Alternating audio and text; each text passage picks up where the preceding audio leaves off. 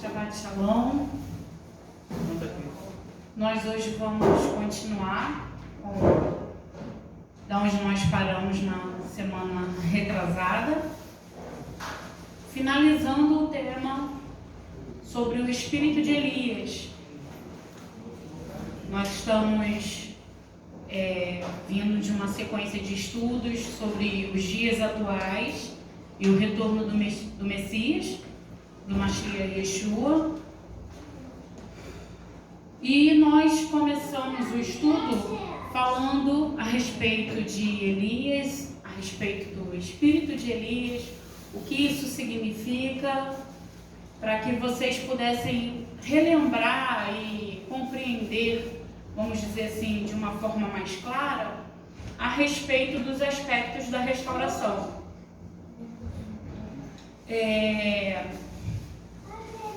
É necessário, irmãos, a nossa compreensão sobre o tempo da restauração.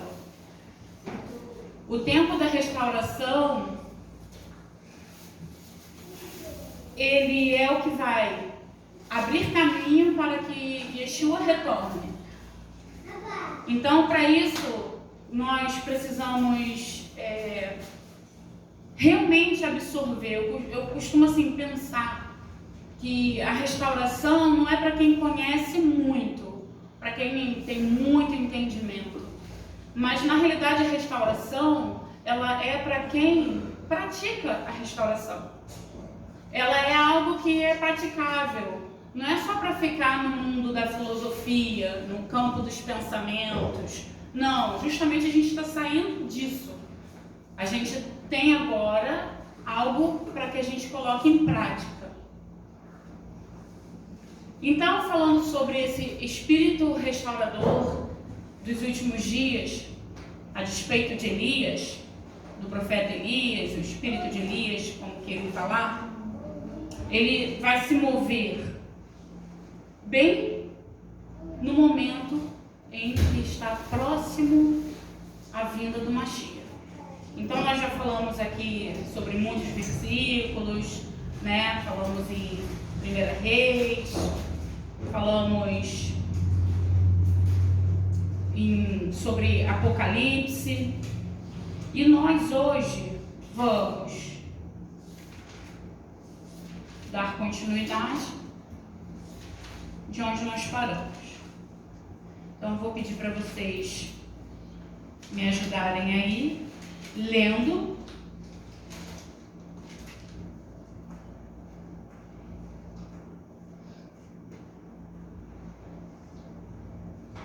o livro de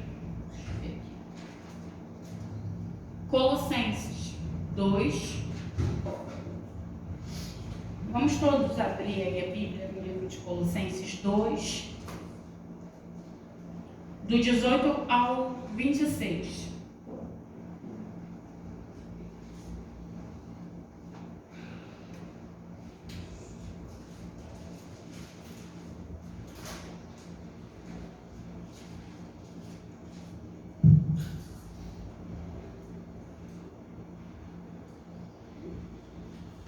Inclusive eu vou pedir para a gente ir um pouquinho mais, vamos adiantar aqui, vamos ler do 16, a partir do 16, Colossenses 2, a partir do 16.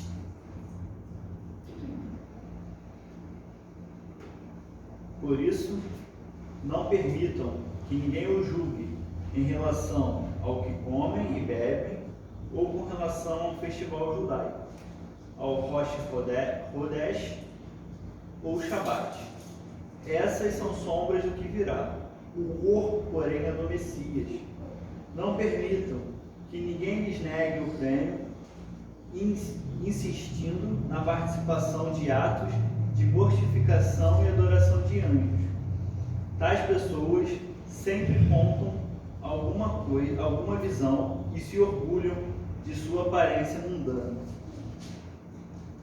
Eles não se mantêm unidos à cabeça de quem o corpo todo, recebendo sustento e união pelas juntas e ligamentos. Cresce como Deus concede. Ok, pode parar aí. Nós aqui estamos vendo a carta de Paulo, do apóstolo Paulo, à igreja de Colossos, os colossenses ali, né? Na sua maioria, o que eles eram? Gregos. Você, lendo esse texto, você vai perceber que essa igreja aqui, ela não poderia permitir que fosse influenciada por alguns que estavam julgando a essa igreja porque eles celebravam o Rosh Chodesh ou o Shabbat, né? Que na realidade é um festival judaico, na versão judaica, né? Que diz assim no 16. Por isso não permitam que ninguém os julgue em relação aos que comem e bebem ou com relação ao festival judaico, ao Rosh Chodesh, ao Shabbat. Essas são sombras do que virá. O corpo, porém, é do Messias. Sombras futuras. Sombras. Aqui é um ato profético, é uma profecia, é algo que ainda estaria por vir, o Messias. Então você vê que essa igreja, ela celebrava. Ela celebrava até Rosh Chodesh, o festival da lua nova. Guardavam o Shabat. E ele diz, não permitam que ninguém lhes negue o prêmio. Vai haver outras versões, né? A recompensa. Insistindo na participação de atos de mortificação e adoração a anjos. Ou seja, está falando de práticas antigas que eles tinham e que estavam querendo que eles sim voltassem a essas velhas práticas. E aí vai falar de mortificação e de adoração, culto a anjos. Algo que não era correto de se praticar. Porém, vocês vão notar e vão ver muitos professores, pregadores, pastores, ensinando que eles aqui estavam sofrendo pressão de judeus para que eles praticassem coisas judaicas. Mas não, justamente é o oposto disso. E o apóstolo Paulo está falando para que eles não voltassem ao quê? A praticar atos de mortificação, que seriam um certo tipo de penúria, de sacrifício, era algo nesse sentido que eles praticavam, e de culto a anjos. Porém, não está se referindo às festas do Senhor, não está se referindo ao dia da adoração do Shabat, muito pelo contrário, ele está alertando que viriam pessoas para ensinar o quê? Falsas doutrinas. E a gente vai vendo que a igreja vai se distanciando das suas raízes judaicas e vai cada vez mais se envolvendo com cultos místicos, com cultos pagãos, vão sendo introduzidos. E aí a gente vai falar um pouquinho sobre isso, vai relembrar, irmãos, porque a gente já falou bastante sobre isso aqui. E ele continua aí no 19. Tais pessoas sempre contam alguma visão e se orgulham da sua aparência, o quê? Mundana. Ou seja, essas pessoas, elas sempre contavam de terem visões, né? Talvez pensamentos, aqui está muito ligado talvez à filosofia, ao modo de se pensar e até mesmo da aparência mundana, ou seja, se orgulhavam das coisas materiais, das coisas terrenas, das coisas terrestres. E diz assim, eles não se mantêm unidos. A cabeça, de quem o corpo todo, recebendo sustento e união pelas juntas e ligamentos, cresce como Deus concede. Ou seja, eles não tinham um entendimento da unidade de corpo do Messias. que todos eles ali pertenciam cada um na sua função. Nem o gentio teria que se tornar um judeu, mas também nem um judeu teria que se tornar um gentio. Eles não estavam preocupados com o bem-estar do corpo em geral, com a unidade. Eles não estavam preocupados, por exemplo, realmente aqui, quem é o cabeça, gente, do corpo? Quem é o cabeça do corpo? Yeshua. Não estava realmente preocupado com isso. E menos ainda com o resto do corpo, né? Então, esses homens ali já começam com essa pressão. E conforme você vai lendo, no 20, se, como Messias, vocês morreram para os espíritos elementares do mundo, olha só, você está falando que eles morreram porque agora eles têm uma vida nova. Eles não poderiam voltar ao quê? Às velhas práticas.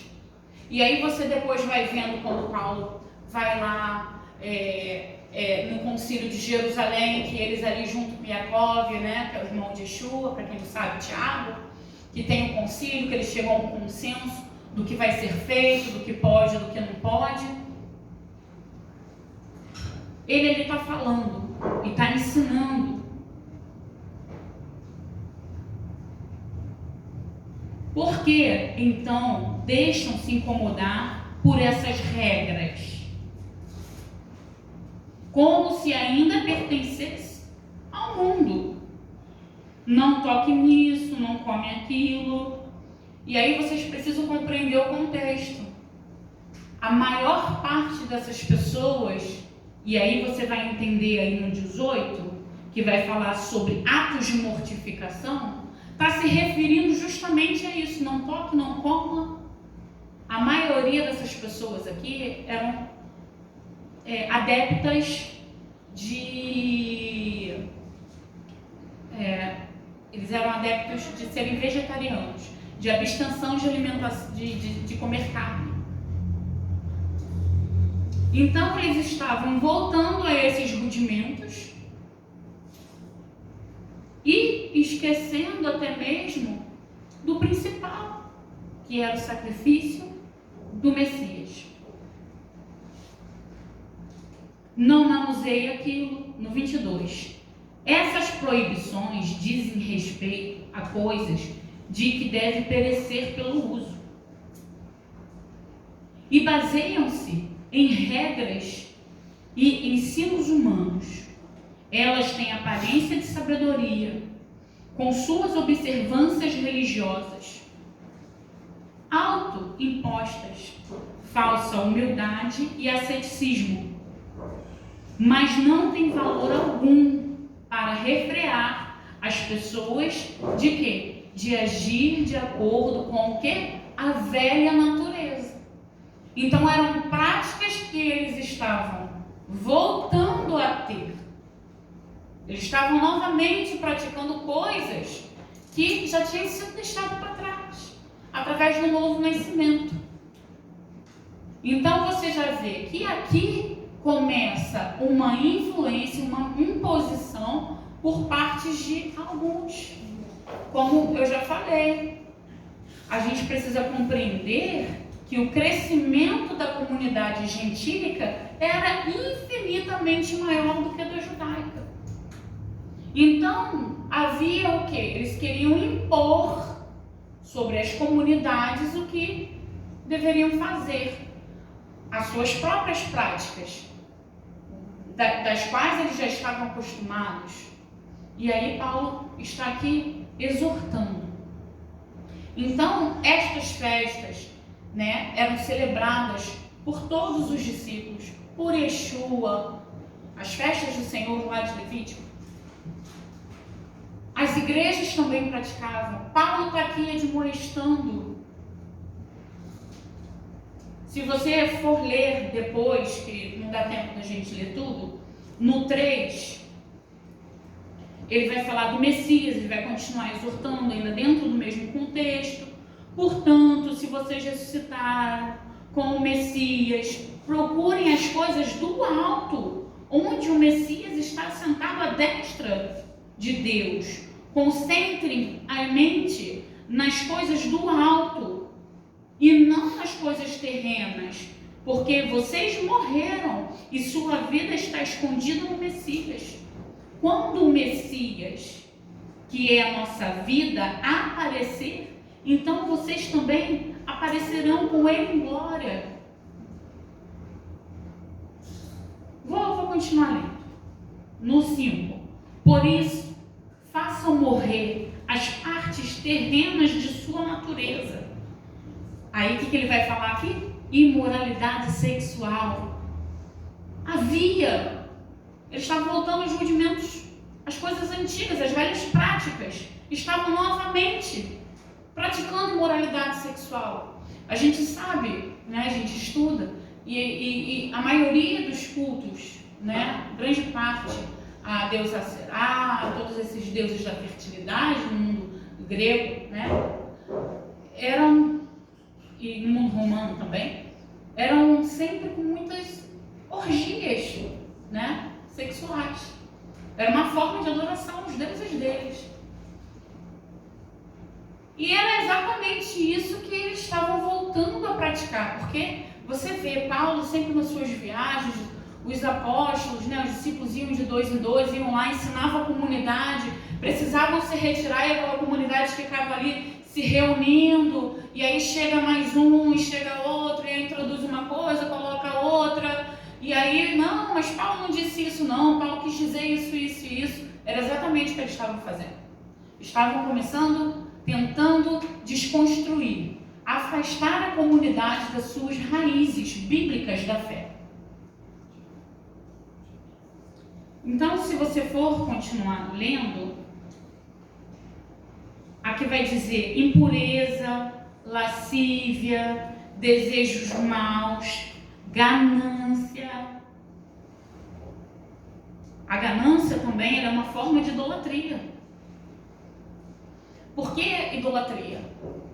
Porque aquele produto que você almeja conquistar e você nunca... Quem tem a ganância nunca está satisfeito, sempre quer mais e mais e mais. Ele se torna escravo.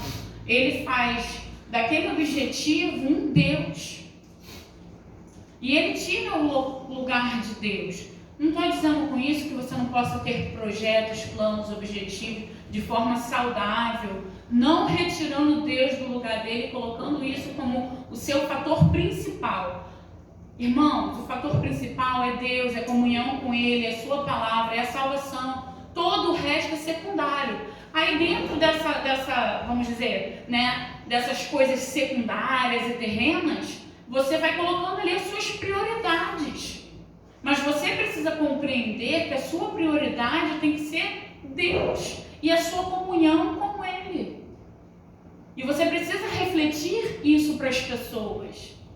Levar Deus para as pessoas, levar a salvação. Então Paulo vai continuar exortando e falando sobre essas práticas. Por causa dessas coisas, a ira de Deus está vindo sobre os que lhes desobedecem. É verdade que vocês praticam essas coisas em sua vida pregressa. Olha só, eles praticavam, mas agora livrem-se delas. Olha só, ira, irritação, mesquinhez, calúnia e linguagem indecente. Nunca mintam uns aos outros, porque vocês já se despediram do velho eu, com suas formas de agir, e se revestiram do novo eu, que é continuamente renovado em conhecimento mais abrangente, cada vez mais perto da imagem do Criador. O novo eu não dá margem para discriminação entre gentio e judeu, circunciso ou incircunciso, estrangeiro, aí no caso aqui está selvagem, outra tradução deve estar de outra forma, escravo ou livre. Ao contrário, o Messias é tudo em todos.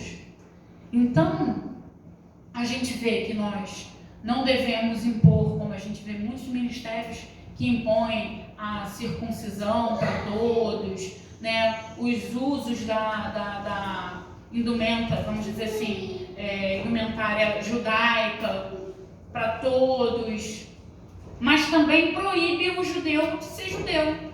Não, agora você não tem mais que circuncidar, você agora é um cristão, você reconhece o Messias.